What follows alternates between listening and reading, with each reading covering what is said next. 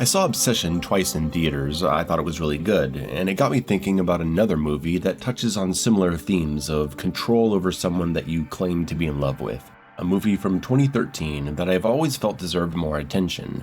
It's called Plus One, not to be confused with Plus One from 2019 starring Jack Quaid and Maya Erskine, where she needs a date to go to a wedding. That's a pretty good movie too, but we're not talking about Plus One, we're talking about Plus One, starring a bunch of people you may or may not recognize from other projects, but there are no big movie stars here. Like Obsession, you'll probably watch this with no prior connection to the actors. It's a movie I consider to be part of the 2000s Time Anomaly trilogy alongside Triangle and Coherence. Coherence being the far superior film, and Plus One probably being equal to Triangle.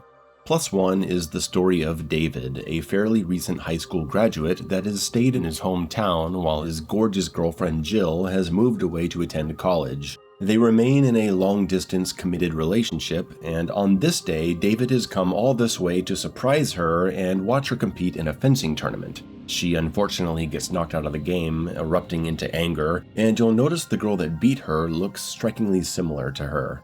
After the loss, David goes into the university hallway to find her, spotting her at the water fountain. He goes in to surprise her, and it turns out to be the other girl. She stares at him in a mesmerizing way, those deep, beautiful blue eyes, and she kisses him. He stands there, unable to move, losing himself in the moment and kissing her back. And right then, Jill comes around the corner. An unforgivable betrayal. Not just kissing another woman, not just doing it there at her school, but kissing the woman that just beat her in the tournament. David has fucked up, and there's no coming back from this. Back home, David's hanging out with his younger brother, who's just an unbelievable degree of horny, wanting to take David to this big party that's happening, hoping he can get laid.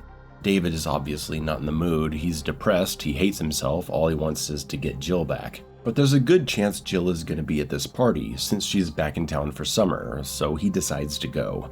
Then, a meteor crashes down from space, landing near an electricity pole, and some kind of energy comes out of it, creeping up the pole and making its way down the power lines. The lights in the neighborhood go on and off, and we see this creepy effect of David getting ready in the mirror and walking away while his reflection is a few seconds delayed. The party is extravagant, a giant house covered in lights, a big show put on by a guy that isn't actually popular himself. He's just using his family's wealth and his big house to make himself seem cool. He's got a huge night planned for everyone with a human sushi table, a DJ, and an outside performance stage where exotic dancers are going to come out. David and Teddy meet up with their friend Allison, an awkward, fairly antisocial outsider type, and they head inside. It's a very over-the-top celebration with ridiculous behavior going on.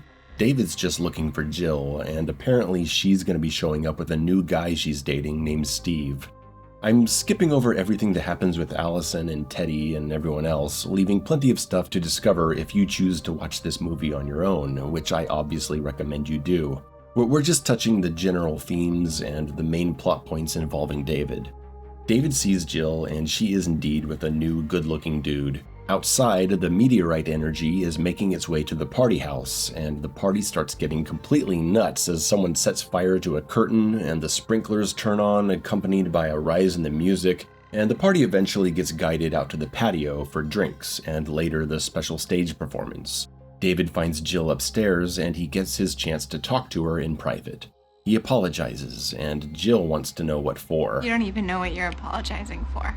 It's not for the kiss? Jill puts David in his place, telling him how awful he made her feel, but David just isn't ready to accept it, and everything he says is wrong. It's not only what you did, it's who, it's where, it's when. You made me feel replaceable.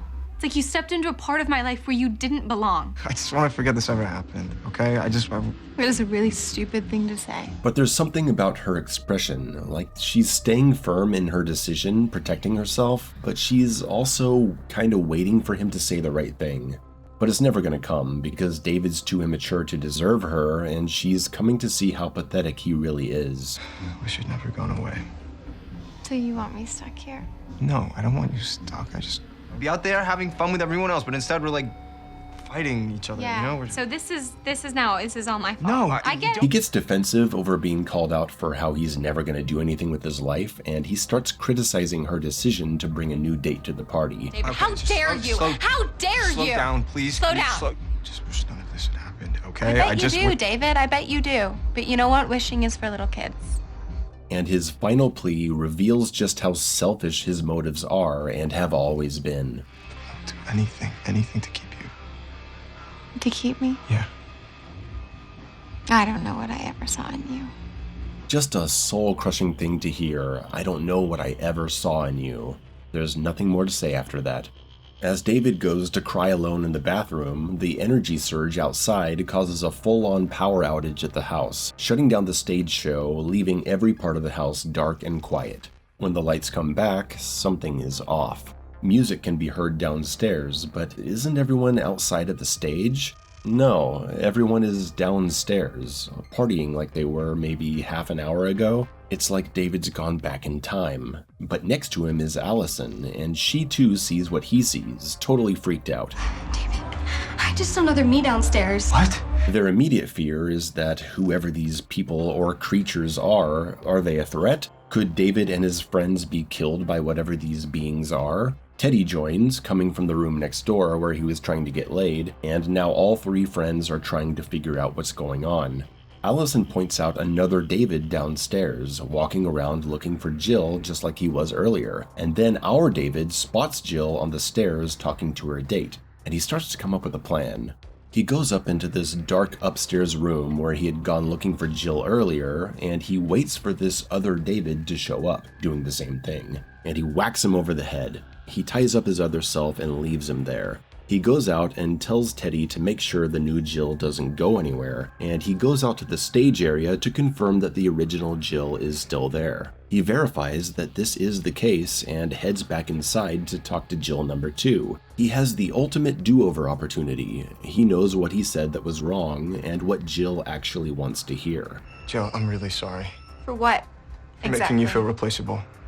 It's about who, it's about And where, and when. Yeah, it's like I stepped into a part of your life where I don't belong. Right. Well, wishing is for little... It's for little children. I know. Where did you hear that?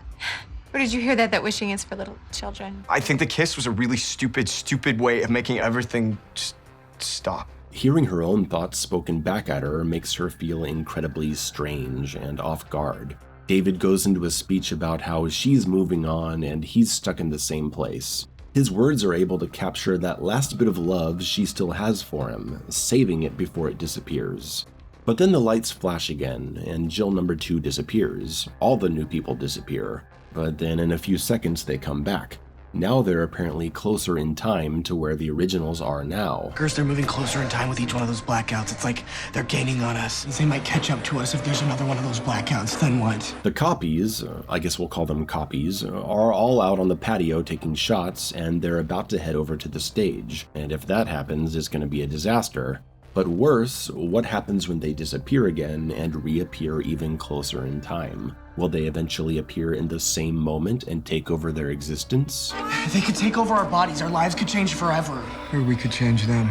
These copies have been following in the exact steps as the originals, the same people just moments earlier. But as they themselves start experiencing things differently than the originals, like the host of the party noticing activity already happening at the stage when it's not supposed to be active yet, these beings start diverging from the originals into people with different experiences, which leads to a lot of fun stuff that I'm gonna leave for your own personal viewing.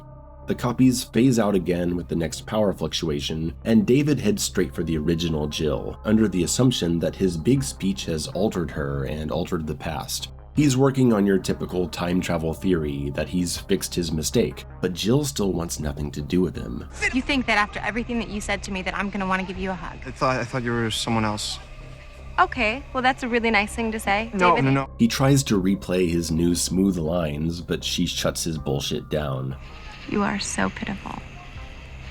Jill goes off with her new guy, and David is left wondering what to do next. The originals are getting freaked out by Teddy telling everyone that something is wrong, and a few others have noticed something off too, so they're all heading to the pool house to be safe and talk about the situation. Jill's date wants to go with them and hear what Teddy has to say, which leaves her and David together again. The copies reappear, this time at the stage party, and Jill number 2 is there as well, but now as a very altered version of how the original was in this moment, feeling very weird. In the chaos of all the partying, the copy version of Jill's date Steve ends up seeing the original Jill walking towards the house and he follows her. So now she's with her date's copy without knowing it, and Jill number 2 spots David at the back of the group, locking eyes, and we get this sweet moment where they connect.